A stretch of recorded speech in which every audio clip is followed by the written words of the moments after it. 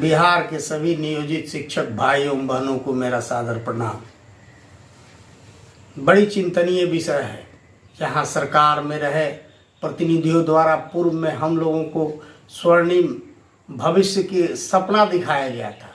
हमें समान काम समान वेतन देने की बात कही गई थी और कई अन्य सुविधाओं के लिए नियमावली तैयार करने का झांसा दिया गया था। लेकिन कल जो नई नियमावली हम लोगों के समक्ष लाई गई है वो बिल्कुल धोखा है, विश्वासघात है।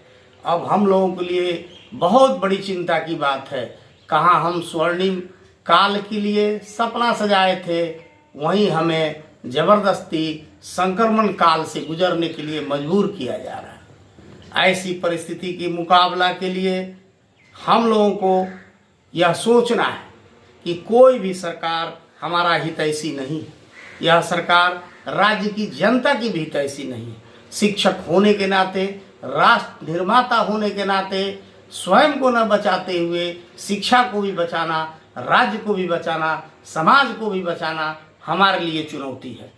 जो भी सरकार है वह सिर्फ सत्ता में, सरकार में बने रहने के लिए, पूरे समाज को तोड़ने के लिए, बांट कर रखने की अंग्रेजों की नीति पर चल रही है।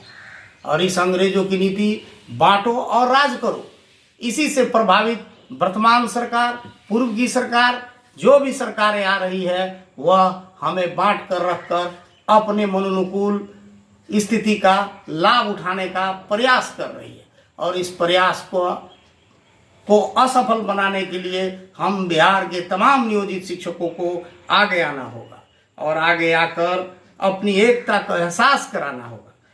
निसंदेह हम सबों में बहुत सारी शक्ति है, ताकत है, लेकिन हम उस शक्ति का प्रयोग विभिन्न बैनरों के तहत अलग अलग समयों में अलग अलग तरीकों से करते हैं।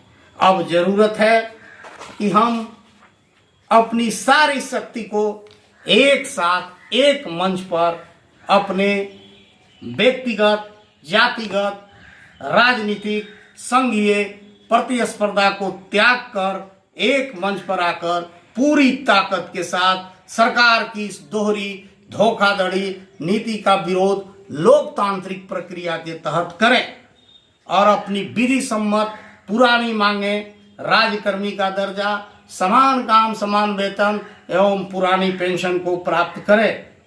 इसके लिए हम सभी तमाम शिक्षक अपने अपने संघ के प्रदेश स्तरीय नेताओं पर भी यह दबाव बनाएं और उन्हें यह शक्ति प्रदान करें कि और उनसे अनुरोध करें कि सारे प्रदेश के नेतृत्व एक मंच पर आकर एक रणनीति बनाकर इस वर्तमान दोहरी सरकार, धोखेबाज नीति को प्रश्रय देने वाली सरकार, शिक्षा को बर्बाद करने की सोच रखने वाली सरकार और नियोजित शिक्षकों के भविष्य के साथ खिलवाड़ करने वाली सरकार, नियोजित शिक्षक के परिवार के साथ खिलवाड़ करने वाली सरकार को अपनी ताकत का एहसास कराकर और अपनी चिर परिचित विधि सम्मत पुरानी मांग को प्राप्त करे।